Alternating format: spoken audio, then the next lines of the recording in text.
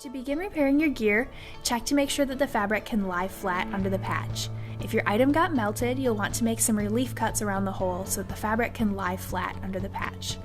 If you're patching a down quilt, tuck the down into the hole so it's not spilling out. Measure your hole, allowing yourself to see if you can use a pre-cut patch or if you'll need to cut a custom size using the uncut patch material.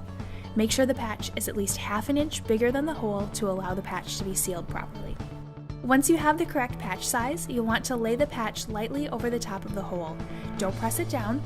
Then use your hands to pull the fabric as flat as possible so you're not getting any big folds of fabric underneath of your patch. Now that your patch is on, you'll want to work the edges of the patch, making sure that any folds in the fabric become as flat as possible. Make sure to perform this step before you begin the next step, otherwise you will be sealing unwanted folds. After confirming that most or all of the folds are out from under the patch, you'll run your fingernail around the edge, sealing off the edge of the patch. You'll then use a credit card or your finger and press firmly over the entire patch to seal the rest of it down. Then work your way around the edge with a fingernail to check for loose areas and ensure that the entire patch is secure to the fabric.